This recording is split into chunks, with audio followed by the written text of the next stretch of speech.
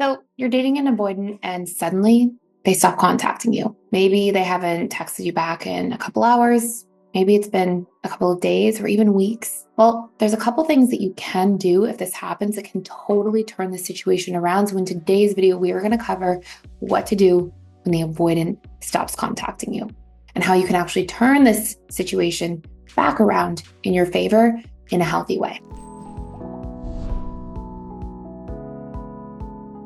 So today I want to talk to you a little bit about 5 steps that you can take that's sort of expanded into more like 6 or 7 steps, but 5 core steps that you can take if your dismissive avoidant partner is not contacting you, has sort of like fallen off the face of the earth, so to speak. And what you can do and how you can actually orchestrate a healthy conversation so that can be prevented a lot more often.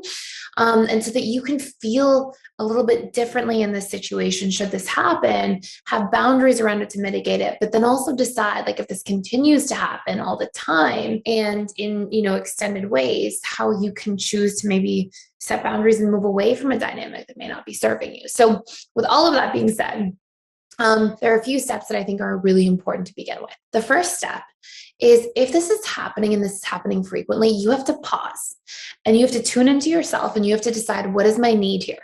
Okay, what am I willing and okay to put up with in a situation like this? Perhaps I'm speaking to a fearful avoidant watching this video right now. And perhaps you're quite independent yourself and you're like, you know what? If somebody needs to like go take a day to themselves and not talk to me for a day or two here or there, I'm cool with that. Maybe I'm talking to an anxious preoccupied watching this video right now. And maybe you're like, I cannot take that. That's really stressful for me. I'm okay if somebody needs like an evening to themselves for like a few hours, but like beyond that, that's really not a fit for me. I have a high need for certainty. I have a high need for closeness and consistency around that closeness. Or perhaps you're securely attached and you fall somewhere in between that. So, first you have to like tune into yourself and ask yourself, what is actually okay for me? How long am I okay with somebody pulling away, going missing, moving in a different direction, not being available, before it actually feels extremely uncomfortable? And by allowing it over and over again, it's actually a form of self-betrayal. So you have to tune in, introspect, and define a boundary there for yourself that's clear and true. The second step, so there's a few steps kind of broken up there, but that's the first major theme, right? The second major theme is to then go communicate that in an open-ended way. So you would want to approach your dismissive avoidant loved one and you want to say something like, hey, I've been doing some thinking, and I know sometimes that you have this big need to have like your freedom and autonomy and have that space. And I can appreciate and respect that. But for me, in an ideal world, we're okay to have like that freedom and space. And let's say you're the fearful avoidant, pretend, and we'll say, you're like, you know what, if you need a day here and there to just like do your own thing, I'm cool with that. But when it turns into 2 days, that's a lot for me. And for a romantic relationship, I'm really looking for more closeness than that and more consistency than that. And what do you think about that? So at the end there, that's what I mean by like an open-ended boundary. What you're essentially doing is you're trying to create space to have a boundary negotiation. And you're doing it in a healthy way where you're honoring the person's needs, you're validating that you see those and understand them. I understand and respect your need for freedom, autonomy, etc. But then you're also turning around and you're saying, but for me, these are my needs. I need more consistency. I need a little more closeness than that. And what do you think? So now I'm opening the negotiation process here. Okay. And it's very powerful to do this because it stops the dismissive avoidant from feeling like you are no longer allowed to have 6 hours to yourself. You need to be in contact with me every 4 hours, bare minimum, right? Like that feels very pressuring, very forceful. And obviously for a freedom loving, autonomy loving person, like a dismissive avoidant, that will often push them in the opposite direction. So you're opening it. You're saying, hey, these are my needs. I get your needs. There's a little bit of a mismatch here. What do you think? Like, how can we sort of, discuss this together? And this brings me to our next step, which is to let them know that you don't have to have like this perfect match in the situation, but let this person know, I want to work this out. I want to find like where we can find a happy medium. Let's talk about it. And you're opening this for dialogue. It's really important that when you're in that space, you try to make sure that you're regulated emotionally so that you can feel comfortable and safe having this conversation. By the way, if you want to like really fine tune your conflict communication skills and like your communication skills as a whole, you can check out our communication courses. We have two really good ones. One scripts out different situations for you. Another one goes into communication in depth, and it's all there. With all the steps you need and all these sort of different dynamics.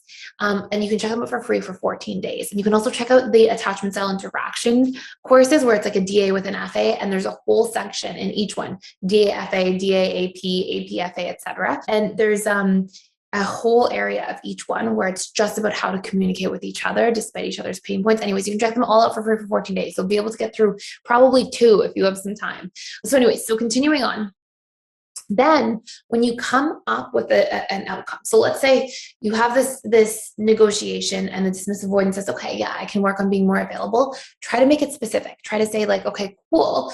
Like if you need an evening to yourself or the rest of the day to yourself at some point, just say, hey, I'm feeling a little burnt out or a little overwhelmed. I'm just going to take some time to myself. Let's chat tomorrow, right? So tell them specifically what you need. You want to get as specific as possible with that deadline of time, right? And if the person pushes back a lot too, you can have some flexibility. You can say, look, if you need like, a day and a half, that's fine. As long as it's, once in a blue moon, it's not something that's happening week over week or every 3 or 4 days. So to have this conversation, and it's really important that you take yourself into consideration, okay? And that you're able to like know what's okay for you and what's not. Because what you don't want to fall in the trap of is like saying, yeah, that's fine, and saying that's fine in the moment, only to later feel like it's not actually fine and then feel frustrated or resentful. If you're somebody who's truly interested in helping others while also securing financial freedom for your future, there is a limited time option to join our 50% off Certified Relationship Coach Program. And this is a 12-week program where you can create financial freedom, work from anywhere in the world, and truly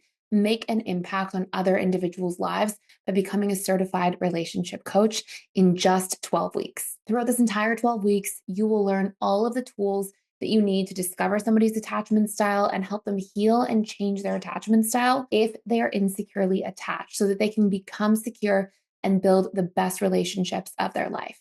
On top of that, you'll learn all about the subconscious mind and how to actually rewire our painful limiting beliefs, our painful behavioral patterns, and help your clients learn their relationship needs, as well as the needs of their loved ones. You'll also learn how to build a thriving coaching practice and set yourself up for long-term success. You'll learn all of the business tips and tools you need to build funnels, leverage marketing strategies, and really thrive in the marketplace. Even if you have absolutely no coaching experience, this certification will give you everything you need starting from scratch to become a thriving relationship coach. You can find more using the link down below. And then let your loved one know, okay, we're going to try our best to stick to this. And it doesn't have to be perfect. We may like go outside of the lines of what we sort of agreed to sometimes, but we're going to do our best on this together and make it like a collective thing that you guys are working towards as a unit. Then your job as an individual is to make sure that the needle is moving, to sort of monitor that area of the relationship for progress, because you've asked for a need, you've had a discussion, you've taken yourself into consideration, you know what you're okay with and not. And then of course, if there isn't progress, the person isn't putting in the effort, you don't see the needle moving, then you may have to consider walking away from a relationship if it's just not serving you. And especially if that's a very important need to you, if it's very high on the totem pole of like what's most important in terms of connection for you or in terms of a romantic relationship as a whole. And then you would want to, really show up for yourself there. But the vast majority of the time when things are approached in this form, usually we'll see momentum build in the relationship. Somebody understands your needs now. You see them through from time to time. And it can foster a lot healthier communication in a relationship as a whole. So I hope this makes sense. Thank you for watching. Please like, share, and subscribe if you haven't already. And I will see you in the next video.